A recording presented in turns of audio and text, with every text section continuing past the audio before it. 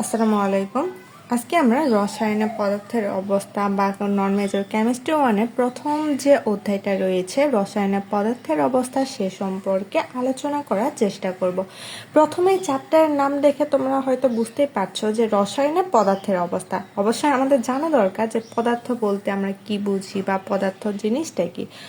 পদার্থ হচ্ছে বা পদার্থ বলতে বোঝায় সেই সমস্ত উপাদানকে যার ভর আছে, আয়তন আছে এবং বল প্রয়োগে বাধা দেয়। পদার্থ সেই সমস্ত উপাদান যাদের ভর থাকতে হবে, আয়তন থাকতে হবে এবং আয়তন বা জড়তা থাকতে হবে এবং বল প্রয়োগে বাধা প্রদান করবে, তারাই পদার্থ। এখন আমাদের এই যে পদার্থের সংজ্ঞাটা জানলাম, এখন জানা দরকার যে পদার্থের অবস্থা বা পদার্থের প্রকৃতি এবং শ্রেণীবিভাগ সম্পর্কে আমাদের জানা দরকার। তাহলে এই যে আমাদের পদার্থগুলো রয়েছে তাদের আবার দুইটি অবস্থা রয়েছে, একটা ভৌত অবস্থা, ভৌত, আর একটা হচ্ছে রাসায়নিক। তাহলে পদার্থের অবস্থাগতভাবে দুই ধরনের, একটা ভৌত অবস্থা আর একটা রাসায়নিক অবস্থা। তাহলে ভৌত অবস্থা বলতে আমরা কি বুঝি বা পদার্থের ভৌত শ্রেণীবিভাগের মধ্যে আমাদের কি কি পড়ে বলো তো। ভৌত শ্রেণীবিভাগের উপর ভিত্তি করে বা ভৌত শ্রেণীবিভাগের অবস্থার উপর ভিত্তি করে আমাদের পদার্থগুলোকে আবার তিন ভাবে ভাগ করা হয়। এই যে ভৌত অবস্থার উপর ভিত্তি করে পদার্থ কি কি ধরনের, কঠিন, তরল, তরল এবং তিন নাম্বারটা হচ্ছে বায়বীয়, বায়বীয় বা এটাকে আমরা বলে থাকি গ্যাসীয়।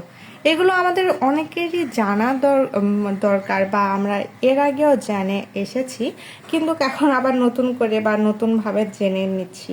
তাহলে ভৌত অবস্থার উপর ভিত্তি করে পদার্থ কয় ধরনের? তিন ধরনের, কঠিন, তরল এবং বায়বীয়। এখন যদি আমরা বলি যে কঠিন পদার্থ কীরকম বা তরল পদার্থ কীরকম বা আমাদের গ্যাসীয় পদার্থ কীরকম হয়ে থাকে, তাহলে চলো এই সম্পর্কে জেনে আসি। কঠিন পদার্থ, কঠিন পদার্থ অবশ্যই একটা নির্দিষ্ট আকার বিশিষ্ট এবং নির্দিষ্ট আয়তনের অধিকারী হবে এবং কণাগুলো অবশ্যই শক্তভাবে একটা অন্যটার সাথে আষ্টে পিষ্টে জড়িত অবস্থায় থাকবে।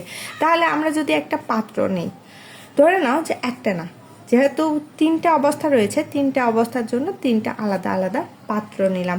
এখন কঠিন পদার্থের যে কণাগুলো রয়েছে সেগুলো একটা অন্যটার সাথে আষ্টে পিষ্টে আবদ্ধ অবস্থায় থাকবে। তাহলে এইটা হচ্ছে আমাদের কঠিন পদার্থ। যেরকম আমাদের টেবিল বা কাঠ বা আরও যেসব উদাহরণ রয়েছে তারা হচ্ছে আমাদের কঠিন পদার্থ। এই যে কাঠের যে উদাহরণটা দিলাম, কাঠ দেখতে কেমন বলো তো? কাঠ কিন্তু একটা সেলুলোজ, তাই না?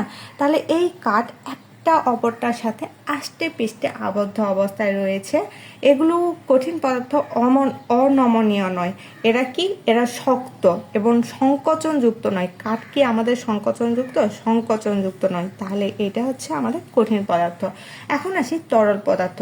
তরল পদার্থের কিন্তু একটা নির্দিষ্ট আয়তন আছে। তরল পদার্থ বলতে আমরা সাধারণভাবে পানি বা আরও যেসব তরল পদার্থ রয়েছে তাদেরকে বুঝি। তাহলে এই যে তরল পদার্থের নির্দিষ্ট আয়তন আছে, কিন্তু এদের কোনো আকার নেই। এটা যে কোনো পাত্রে বা যে জায়গাতে রাখবা তার আকৃতি ধারণ করে এবং কণাগুলো একে অপরের কাছাকাছি থাকে কিন্তু একে অপরের পাশ দিয়ে যেতে পারে। এই যে দেখো, কঠিন পদার্থ একসাথে আবদ্ধ অবস্থায় রয়েছে, কিন্তু তরল পদার্থের ক্ষেত্রে এরা একটা অন্যটার সাথে কিছুটা ডিস্টেন্স মেনটেন করে। ওই যে তরল পদার্থের ক্ষেত্রে আমাদের হয় কি, যে ধরে নাও যে ইলেকট্রন নেগেটিভ চার্জযুক্ত আরেকটা ইলেকট্রন যদি পাশাপাশি আনি, তাহলে এরা একে অপরকে সামান্য পরিমাণে বিকর্ষণ করবে। এই জন্য সহজ কথায় আমাদের তরল পদার্থের ক্ষেত্রে এরা একে অন্যর থেকে একটু ডিস্টেন্সে অবস্থান করে। এখন আসি গ্যাসীয় পদার্থের ক্ষেত্রে। গ্যাসীয় পদার্থের ক্ষেত্রে আমাদের কি ঘটে বলতো? গ্যাসের কোনো নির্দিষ্ট আকার বা নির্দিষ্ট আয়তন নেই, এটা পাত্র পূর্ণ করার জন্য প্রসারিত হয়। ধরে নাও যে তোমার একটা বেলুনের ক্ষেত্রে আমরা যদি লক্ষ্য করি, বেলুনের ক্ষেত্রে দেখব যে বেলুনের যখন প্রথম অবস্থায় তখন এটা নির্দিষ্ট আকার বা আয়তন নেই, কিন্তু তারপরে কি হয়, বেলুনটাকে যখন আমরা বাতাস পূর্ণ করি তখন আমাদের এটা পুরোপুরি ভরে যায় এবং একটা নির্দিষ্ট আকার বিশিষ্ট হয়। তাহলে এই যে আমাদের গ্যাসীয় পদার্থগুলো, এগুলো আমাদের অনেকটা দূরে দূরে অবস্থান করে, একটা অপরটার থেকে অনেক ডিস্টেন্সে অবস্থান করে এবং এলোমেলোভাবে অবাধে চলাচল করে এবং এটা অত্যন্ত সংকোচনযুক্ত, মানে আমাদের চাপ দিলে কমে আসে। এই উদাহরণ হিসাবে আমরা বলতে পারি বাষ্প বা জলীয় বাষ্প। এখন যদি আমরা বলি যে এই যে এমন একটা পদার্থ দেখাও যেটার মধ্যে কঠিন, তরল এবং গ্যাসীয় উভয় ধরনের বা সব ধরনের অবস্থা আমরা পেতে পারি, তাহলে আমরা উদাহরণ হিসাবে কি দেখতে পারি বলতো? পানি। দেখো পানিটা আমাদের কিভাবে কঠিন, তরল এবং বায়বীয় পদার্থ হয় বলতো? যখন আমরা পানিটা যদি আমাদের 0°C থাকে, তাহলে এই পানিটা 0°C থাকলে এটা বরফে পরিণত হয়, মানে এটা কঠিন পদার্থ। আবার যখন এই পানিটাকে আমরা 100°C উত্তপ্ত করি, তখন এটা গ্যাসীয় অবস্থা প্রাপ্ত হয়। এবং যদি আমরা সাধারণ তাপমাত্রা এবং চাপে গ্যাসীয় অবস্থায় থাকে বা আমাদের 31°C নিচে এটাকে চাপ প্রয়োগ করলে এটা কি হয়ে যায়? এটা আমাদের আবারও গ্যাসীয় অবস্থা প্রাপ্ত হয়। তাহলে সহজ কথায় যদি আমরা বলি, তাহলে দেখো যখন আমাদের বরফ থাকছে তখন এটা কঠিন পদার্থ, বরফ থেকে পানিতে পরিণত হলে এটা তরল পদার্থ। আবার যদি এই তরল পদার্থটাকে আমরা জাল করি বা আমরা রান্না করি, তখন দেখবো যে এটা গ্যাসীয় পদার্থে পরিণত হয়। তাহলে এই ছিল মূলত আমাদের ভৌত অবস্থা বা পদার্থের ভৌত অবস্থার উদাহরণ। আবার ভৌত অবস্থা হিসাবে আমাদের আরও একটা চতুর্থ অবস্থা আছে। এই কঠিন, তরল, বায়বীয় ছাড়াও একটা অবস্থা আছে, সেটা হচ্ছে প্লাজমা অবস্থা। কি অবস্থা? প্লাজমা অবস্থা। প্লাজমা অবস্থা। এই প্লাজমা অবস্থা নিয়ে আমরা পরবর্তী লেকচারে আরও ডিটেলসে আলোচনা করার চেষ্টা করব। এখন আসি রাসায়নিক অবস্থা। এই যে আমাদের পদার্থের আর একটা অবস্থা ছিল রাসায়নিক অবস্থা, এই রাসায়নিক অবস্থার মধ্যে আবার রাসায়নিক অবস্থাকে আমরা দুইভাবে ভাগ করতে পারি, একটা বিশুদ্ধ পদার্থ, বিশুদ্ধ, আর একটা হচ্ছে মিশ্রণ। তাহলে কয়টা? বিশুদ্ধ এবং মিশ্রণ। তাহলে এই চারিত্রিক দিক থেকে আমাদের বিশুদ্ধ পদার্থের আবার অনেক কয়েকটি ভাগ রয়েছে। মৌল, যৌগ। মৌল বলতে আমরা কি বুঝি বলতো? আমরা এর আগে মৌলিক পদার্থ পড়ে এসেছি, যখন আমরা 9-10-এ পড়েছিলাম তখন আমরা মৌলিক, যৌগিক, জটিল এইসব পদার্থ নিয়ে পড়েছিলাম।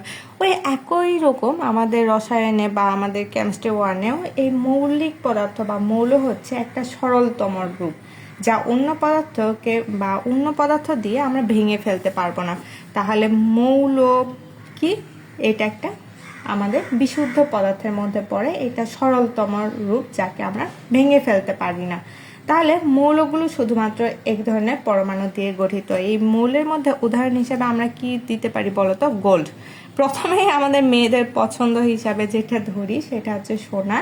তারপরে আরও কিছু রয়েছে, অক্সিজেন বা আমাদের হতে পারে কার্বন। এগুলো কিন্তু আমাদের একই ধরনের পদার্থ নিয়ে গঠিত, এরা অন্য কোনো পদার্থ নিয়ে গঠিত হয় না। আমরা যৌগ হিসাবে বা যৌগের উদাহরণ হিসাবে আমরা দিতে পারি, এটাও কিন্তু আমাদের বিশুদ্ধ পদার্থ। যৌগের উদাহরণ হিসাবে আমরা দিতে পারি, এটা যদি একটি পদার্থ দিয়ে গঠিত হয় তাহলে এটা অবশ্যই দুটি পদার্থ দিয়ে গঠিত হবে। তাহলে যখন দুটি বা ততোধিক ভিন্ন উপাদান নিয়ে গঠিত হয় তাহলে এটাকে আমরা বলতে পারি যৌগ বা আমাদের যৌগিক পদার্থ। এই যে দুইটি উপাদান নিয়ে যে গঠিত হচ্ছে এদেরকে আবার ভেঙে ফেলা যায়। এটার উদাহরণ হিসেবে আমরা দিতে পারি পানি বা হাইড্রোজেন। পানিতে আমাদের কি কি থাকে? হাইড্রোজেন থাকে এবং অক্সিজেন থাকে। তাহলে পানিটা হাইড্রোজেন এবং অক্সিজেন নিয়ে বা দুইটি উপাদান নিয়ে গঠিত হচ্ছে, এটা আমাদের যৌগিক পদার্থ বা বিশুদ্ধ পদার্থের উদাহরণ। এখন আসি মিশ্রণ। মিশ্রণের ক্ষেত্রেও আমাদের কয়েকটা শ্রেণী বিভাগ রয়েছে। মিশ্রণ আমাদের হতে পারে সমজাতীয় মিশ্রণ, আবার হতে পারে ভিন্ন জাতীয় মিশ্রণ। তাহলে সমজাতীয় মিশ্রণের উদাহরণ হিসাবে আমরা কি কি দিতে পারি বলতো? সমজাতীয় মিশ্রণ, এটাকে আমাদের দ্রবণ নামেও পরিচিত করা যায়। এই যে এই সমজাতীয় মিশ্রণ, সম বলতে আমরা কি বুঝি বলতো? একই ধরনের মিশ্রণ যাদের গঠন অভিন্ন হবে বা আমাদের চেহারাটা রয়েছে সেটা অভিন্ন রকম হবে। তাহলে এই যে উপাদানগুলো, সমজাতীয় মিশ্রণের উপাদানগুলো, এটা একে অপরের থেকে আলাদা করা যাবে না। যে এরকম আমাদের লবণাক্ত পানি, পানির মধ্যে আমাদের কি আছে? লবণযুক্ত আছে। তাহলে সহজ কথায় লবণাক্ত পানি আবার হতে পারে বায়ু। বায়ু আর একটা ভিন্ন ধর্মী মিশ্রণ রয়েছে। ভিন্ন ধর্মী মিশ্রণের মধ্যে এই যে মিশ্রণগুলো রয়েছে এদের গঠনটা হবে কি ধরনের? অভিন্ন। মানে আমাদের যে গঠনটা সেটা ভিন্ন রকম হবে, সরি অভিন্ন নয়, এটা ভিন্ন রকম হবে। দুইটা পদার্থ নিয়ে গঠিত হবে এবং এদের গঠন অভিন্ন এবং পৃথক উপাদানগুলো দৃশ্যত পৃথক, মানে এদেরকে পৃথক করা যায়। যে এরকম বালি এবং জলের মিশ্রণ, অথবা আমাদের সালাদের ক্ষেত্রে যদি বলি তাহলে এটা অনেকগুলো উপাদান নিয়ে গঠিত, তাহলে এইটাও আমাদের মিশ্রণের উদাহরণ। এটা মূলত আমাদের রসায়নের পদার্থের অবস্থার প্রথম লেকচার। আমরা দ্বিতীয় লেকচারে পদার্থের বৈশিষ্ট্যাবলী বা পদার্থের গঠন নিয়ে আরও ডিটেলসে জানার চেষ্টা করব। আসসালামু আলাইকুম।